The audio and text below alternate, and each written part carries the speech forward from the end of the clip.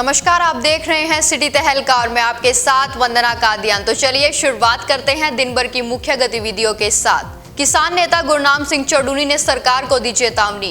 किसान नेता ने कहा, अपनी हरकतों से बाज आए सरकार, ऐसे नहीं रुकने वाला आंदोलन। गुरनाम सिंह ने कहा, मुकदमा दर्ज होने से नहीं डरते किसान, शांतिपूर्ण ढंग से जारी रहेगा आंदोलन। बिना कोविड जांच रिपोर्ट के हरियाणा उत्तराखंड बॉर्डर पर यात्रियों की एंट्री हुई बैन। हरिद्वार कुंभ के मेले का बिना कोरोना रिपोर्ट के श्रद्धालु नहीं ले सकेंगे आनंद। रोडवेज जीएम विकास नरवाल ने यात्रियों से की अपील, कोरोना जांच रिपोर्ट लेकर आए साथ। इसराना पलडी रोड पर आग लगने के कारण 22 एकड़ में खड़ी गेहूं की फसल जलकर हुई राख। मांडी निवासी किसान राजवीर ने पट्टे पर लेकर 17 एकड़ जमीन पर की थी खेती, सब कुछ हुआ तबाह। समय पर नहीं पहुंची फायर ब्रिगेड की गाड़ी, प्रशासन को ठहराया गया जिम्मेवार।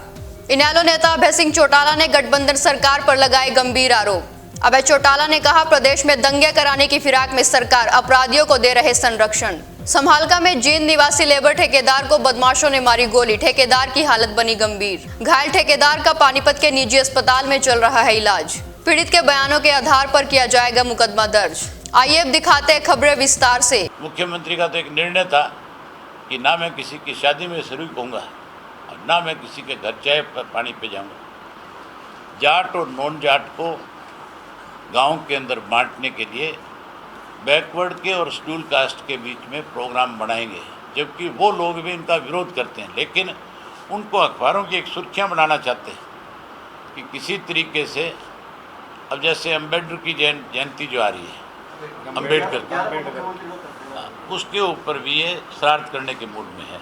कोई ना कोई इनकार, अम्बेडकर साहब का क्या मतलब, आरएसएस के लोग तो दुर्विरोधी रहे इन लोगों के, आज केवल अपनी राजनीतिक रोटियां सेकने के लिए इस किस्म के ओछे हथकंडे अपनाने का ये काम करेंगे और कहीं भाईचारा खराब करने की कोशिश करें। विज का एक बयान आया हुआ है जो इस हरियाणा प्रदेश में अब कहीं आपसी भाईचारे को तोड़ने की साजिश में लगे हुए, जो अब कहीं प्रदेश के अंदर लोगों को आपस में लड़ाने की फिराक में है, क्योंकि लोगों का विरोध सरकार झेल नहीं पा रही।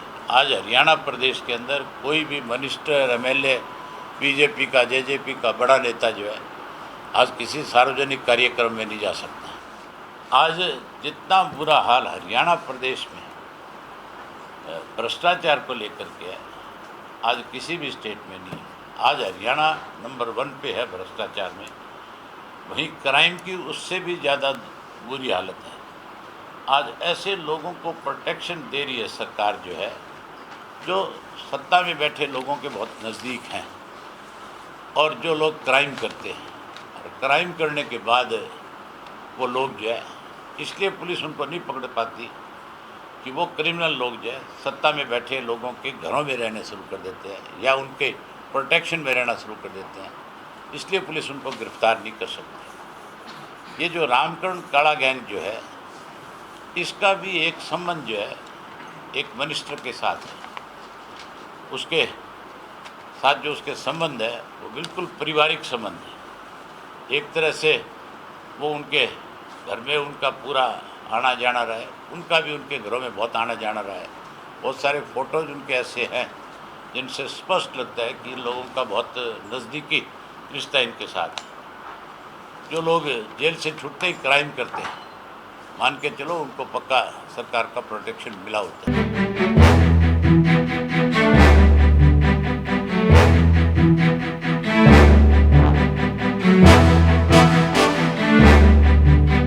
इनेलो नेता अभय सिंह चौटाला का गठबंधन सरकार पर बड़ा आरोप। किसानों और सरकार के बीच तनाव के बाद 11 अप्रैल को मुख्यमंत्री मनोहर लाल खट्टर के दौरे से पहले ही विपक्षी नेताओं ने बड़े सवाल खड़े कर दिए हैं। इनेलो नेता अभय सिंह चौटाला ने सरकार पर गंभीर आरोप लगाते हुए कहा कि भाजपा प्रदेश में दंगे कराने की फिराक में है।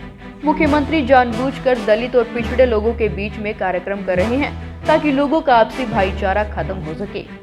गौरतलब है कि 11 अप्रैल को अम्बेडकर जयंती पर एक कार्यक्रम में मुख्यमंत्री मनोहर लाल खट्टर शिरकत करने रोहतक पहुंच रहे हैं, जबकि 3 अप्रैल को रोहतक में एक कार्यक्रम में पहुंचे मुख्यमंत्री का विरोध करने पर किसानों और पुलिस के बीच झड़प में कई किसानों को चोटें आई थी, जिसके बाद अभय सिंह चौटाला ने कहा कि जो मुख्यमंत्री शादी समारोह में शिरकत करने से परहेज करते थे, वो अचानक माहौल खराब करने की कोशिश करेंगे। विच का एक बयान आया हुआ है जो इस हरियाणा प्रदेश में अब कहीं आपसी भाईचारे को तोड़ने की साजिश में लगे हुए हैं, जो अब कहीं प्रदेश के अंदर लोगों को आपस में लड़ाने की फिराक में है, क्योंकि लोगों का विरोध सरकार झेल नहीं पा रही। आज हरियाणा प्रदेश के अंदर कोई भी मिनिस्टर, एमएलए, बीजेपी का, जेजेपी का बड़ा नेता जो है आज किसी सार्वजनिक कार्यक्रम में नहीं जा सकता। वहीं दूसरी ओर अभय सिंह चौटाला ने पत्रकारों से बातचीत करते हुए इशारों में उप मुख्यमंत्री दुष्यंत चौटाला और गठबंधन सरकार पर गंभीर आरोप लगा दिए। उन्होंने कहा कि प्रदेश में अपराध का बोलबाला है और गठबंधन सरकार के मंत्रियों के बीच में बड़े बड़े गैंगस्टर पहुंच रहे हैं। रामकरण काला गैंग के गैंगस्टर का भाजपा और जसपा गठबंधन सरकार के एक मंत्री के साथ गहरे संबंध हैं।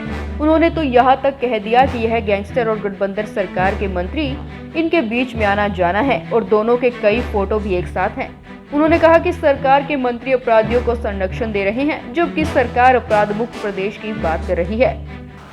आज जितना बुरा हाल हरियाणा प्रदेश में भ्रष्टाचार को लेकर के है, आज किसी भी स्टेट में नहीं। आज हरियाणा नंबर 1 पे है भ्रष्टाचार में, वहीं क्राइम की उससे भी ज़्यादा बुरी हालत है। आज ऐसे लोगों को प्रोटेक्शन दे रही है सरकार जो है, जो सत्ता में बैठे लोगों के बहुत नज़दीक हैं और जो लोग क्राइम करते हैं, और क्राइम करने के बाद वो लोग जो है, इसलिए पुलिस उनको नहीं पकड़ पाती कि वो क्रिमिनल लोग जो है सत्ता में बैठे लोगों के घरों में रहने शुरू कर देते हैं या उनके प्रोटेक्शन में रहना शुरू कर देते हैं, इसलिए पुलिस उनको गिरफ्तार नहीं कर सकती। ये जो रामकरण काला गैंग जो है, इसका भी एक संबंध जो है एक मिनिस्टर के साथ है। उसके साथ जो उसके संबंध है वो बिल्कुल पारिवारिक संबंध है। एक तरह से वो उनके घर में उनका पूरा आना जाना रहा है, उनका भी उनके घरों में बहुत आना जाना रहा है। बहुत सारे फ़ोटोज़ उनके ऐसे हैं जिनसे स्पष्ट लगता है कि लोगों का बहुत नज़दीकी रिश्ता इनके साथ है। जो लोग जेल से छूटते ही क्राइम करते हैं, मान के चलो उनको पक्का सरकार का प्रोटेक्शन मिला होता है। गौरतलब है कि रामकरण काला गैंग का गैंगस्टर पर कई आपराधिक मामले दर्ज हैं। अभय सिंह चौटाला रोहतक में पहुंचे हुए थे। बाद में उन्होंने प्रेस वार्ता का आयोजन किया, जिस दौरान उन्होंने गठबंधन सरकार पर गंभीर आरोप लगाए। वीडियो रिपोर्ट सिटी तहलका।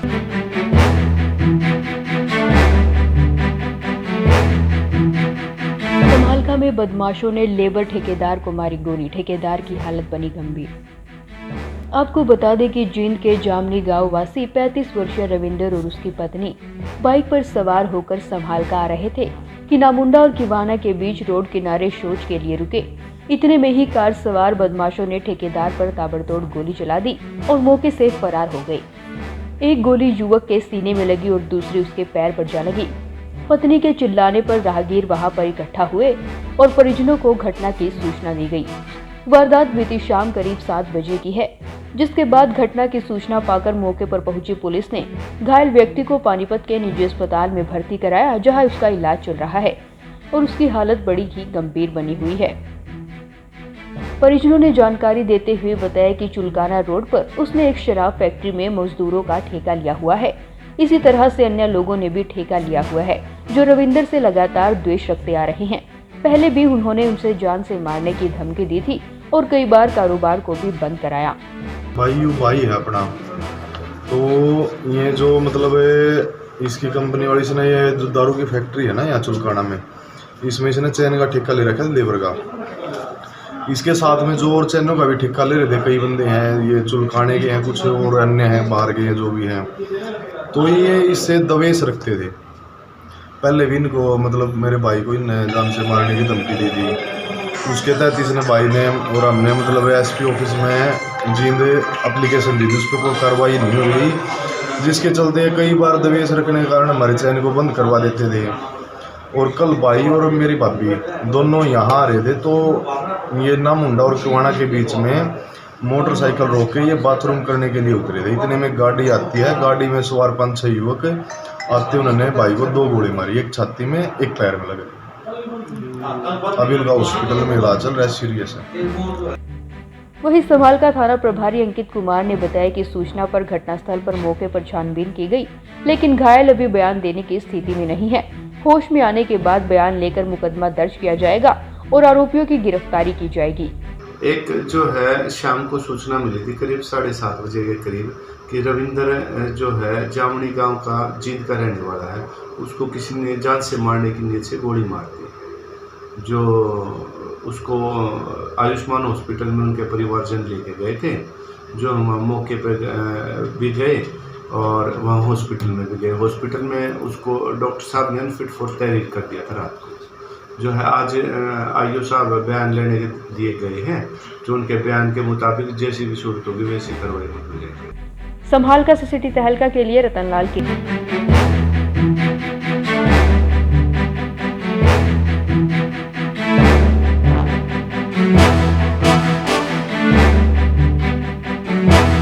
किसानों और भाजपा सरकार के बीच स्थिति लगातार तनावपूर्ण होती जा रही है। नारीतु नारायणी उत्थान समिति की अध्यक्ष सविता आर्य ने भाजपा जिला अध्यक्ष डॉक्टर अर्चना गुप्ता समेत 3 पदाधिकारियों पर दंगा भड़काने का आरोप लगाते हुए डीएसपी हेडक्वार्टर सतीश कुमार को शिकायत दी। सविता आर्य ने आरोप लगाया कि भाजपा कार्यकर्ताओं ने शांतिपूर्ण ढंग से प्रदर्शन कर रहे किसानों के मान सम्मान को ठेस पहुंचाने के लिए आपत्तिजनक टिप्पणी की, जिसका अमर उजाला अखबार में भी प्रकाशन है। चलिए पहले आपको तस्वीरों के माध्यम से पूरे मामले से रूबरू करवाते हैं। दरअसल 6 अप्रैल को सेक्टर 11-12 स्थित एसडीवीएम स्कूल में भाजपा के 41वें स्थापना दिवस का कार्यक्रम था, जिसमें पार्टी के प्रदेश अध्यक्ष ओपी धनखड़ शिरकत करने पहुंचे थे, जिनके विरोध में सैकड़ों की संख्या में किसान शांतिपूर्ण ढंग से प्रदर्शन कर रहे थे। इसी बीच भाजपा पार्टी के ही कार्यकर्ता हाथों में पार्टी के झंडे लेकर हिंसा की नीयत से किसानों की तरफ आगे बढ़ने लगे। स्थिति पर काबू पाने के लिए पहले से ही वहां पर भारी पुलिस बल तैनात किया गया था। जब भाजपा पार्टी के कार्यकर्ता किसानों की ओर आगे बढ़ने लगे तो पुलिस ने उन्हें रोकने का काफी प्रयास किया, लेकिन उन्होंने पुलिस के साथ भी धक्का मुक्की की, जिसके बाद भाजपा जिला अध्यक्ष डॉक्टर अर्चना गुप्ता समेत 3 लोगों ने किसानों के खिलाफ अपशब्दों का प्रयोग किया और दंगा भड़काने का संपूर्ण प्रयास किया गया। इसी के चलते समाज सेवी सविता आर्य ने पुलिस जांच के बाद तुरंत प्रभाव से आगामी कार्रवाई की बात कही है। वहीं डीएसपी सतीश कुमार ने कहा कि पहले पूरे मामले की जांच की जाएगी, उसके बाद आगामी कार्रवाई अमल में लाई जाएगी। अब देखना होगा कि पूरे प्रकरण की गहनता से जांच में क्या कुछ सामने आता है। क्या भाजपा कार्यकर्ताओं पर कार्रवाई होगी या नहीं।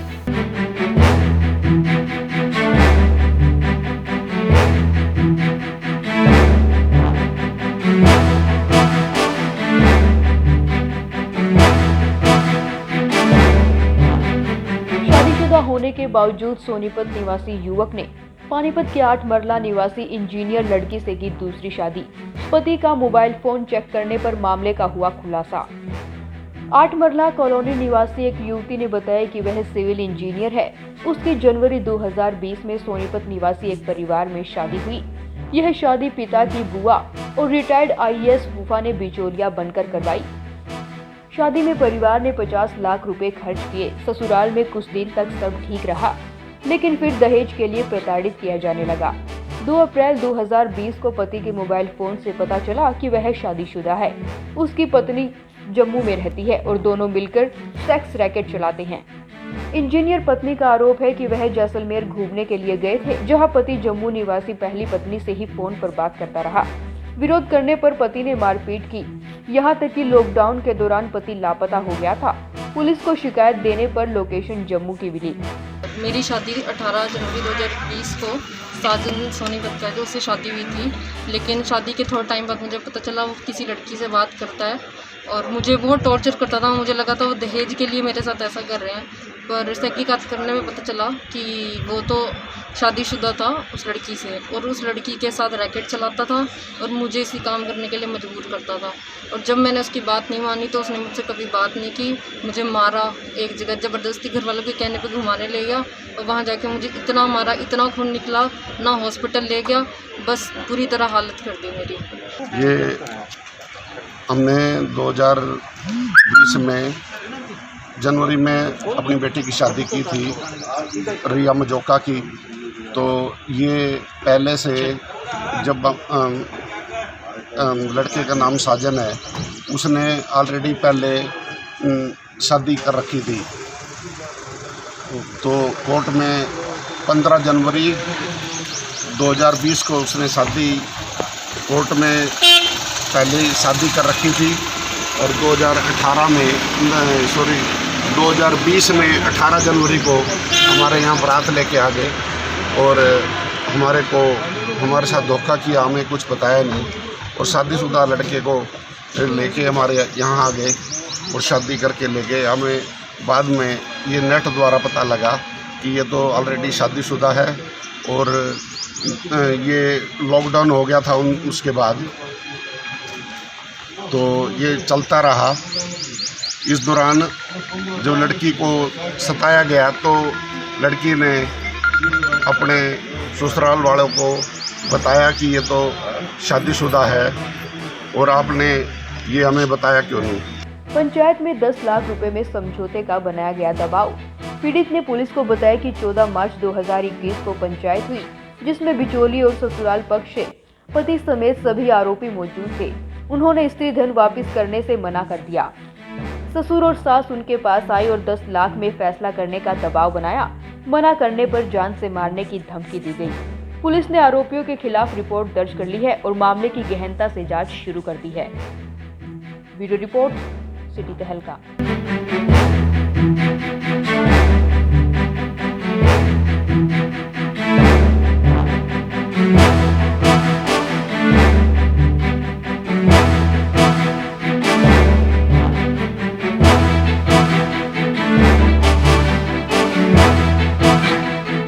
कोविड रिपोर्ट के उत्तराखंड सरकार ने प्रदेश में एंट्री की बंद।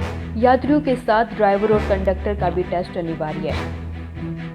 आपको बता दें कि अब आप बिना कोरोना जांच रिपोर्ट के हरिद्वार कुंभ के मेले का आनंद नहीं उठा पाएंगे, क्योंकि अगर आपके पास कोरोना जांच रिपोर्ट नहीं होगी तो आपको बॉर्डर से ही वापस भेज दिया जाएगा। उत्तराखंड के हरिद्वार में कुंभ का मेला चल रहा है। 10 से 14 अप्रैल तक शाही स्नान है। कुंभ मेले में रोजाना लाखों श्रद्धालु पहुंच रहे हैं। देश भर में कोरोना के मामले बढ़ने के बाद उत्तराखंड सरकार ने कोरोना की जांच रिपोर्ट के बिना प्रदेश में प्रवेश पर प्रतिबंध लगा दिया है। इस फैसले के बाद पानीपत रोडवेज निगम ने उत्तराखंड रूट के सभी ड्राइवर और कंडक्टर को कोरोना जांच के निर्देश दिए। रोडवेज जीएम विकास नरवाल ने बताया कि बिना कोरोना जांच रिपोर्ट के हरियाणा उत्तराखंड बॉर्डर से रोडवेज की बसों को वापस लौटा दिया गया और रूट पर प्रतिबंध लगा दिया गया है। उन्होंने यात्रियों से अपील करते हुए कहा कि जो भी हरिद्वार कुंभ के मेले का आनंद उठाना चाहते हैं, कोरोना जांच रिपोर्ट साथ में जरूर लेकर आएं। वहीं उन्होंने बताया कि उन्होंने कई बार स्वास्थ्य विभाग से यात्रियों की सुविधा के लिए पानीपत डिपो में कैंप लगाकर सैंपलिंग की मांग की, लेकिन ऐसा नहीं हो सका। जो है चिट्ठी जारी करी गई है कि कोई भी यात्री या जो श्रद्धालु जो भी महाकुंभ मेले के दौरान आएंगे तो उससे पहले अपना कोरोना टेस्ट की रिपोर्ट साथ लेके आएंगे। तो जिन यात्रियों के पास कोरोना टेस्ट की रिपोर्ट नहीं थी तो उनको उन्होंने वहीं पे बॉर्डर पर ही रोक लिया। बॉर्डर से ही उन्होंने उनको वापस कर दिया आगे कि जो यात्रा है उन्होंने उस पर प्रतिबंध लगा दिया, यात्रा नहीं करेगी। तो ये सूचना ये थी सर कि अगर यहाँ से कोरोना टेस्ट नहीं हो रहा तो वहाँ एंटीजन से टेस्ट हो जाते हैं और फिर एंट्री मिल जाती है। नहीं, वहाँ पे कोई उन्होंने ऐसा प्रावधान किया नहीं हुआ टेस्ट का कि बॉर्डर के ऊपर कोई उन्होंने अपनी टीम बिठा रखी हो। वो तो हमारे गाड़ी भी और भी दूसरे रोडवेज की बसों के साथ यही समस्या आई, जो राजस्थान रोडवेज थी या स्वयं उनकी यूपी रोडवेज थी, उनके भी सवारियों को वहीं से उन्होंने वापस कर दिया या फिर सवारियाँ जैसे उतर गई तो किसी और रास्ते से कैसे भी करके गई है कुछ सवारियाँ। तो ऐसे यात्रियों से सर क्या अपील करना चाहेंगे अगर वो वहाँ जाना चाहते हैं? तो मैंने आपके माध्यम से सभी मीडिया कर्मियों को भी मैंने प्रेस नोट भेजा था कि जो भी यात्री श्रद्धालु मेले में जाए उससे पहले अपनी कोरोना की टेस्ट रिपोर्ट्स लेके आए ताकि किसी भी प्रकार की उसको यात्रा के दौरान परेशानी न हो। और इस बारे में हमने जो है यहाँ पर जो स्थानीय हेल्थ अथॉरिटीज़ हैं उनसे भी आग्रह किया था कि एक कैंप जो है बस स्टैंड पे लगा दिया जाए ताकि जो भी यात्री आए अपना टेस्ट करवाए और उसकी रिपोर्ट जैसे उसके फ़ोन पे आए तो वो वहाँ पर उसको दिखाए, रिपोर्ट यहाँ देखने के बाद उसको जो है ये आगे के लिए बस में भेज। वीडियो रिपोर्ट सिटी तहलका। आज के इस बुलेटिन में बस इतना ही। अगले बुलेटिन में फिर मिलेंगे कुछ और नई खबरों के साथ। तब तक के लिए जुड़े रहे सिटी तहलका सच के साथ। नमस्कार।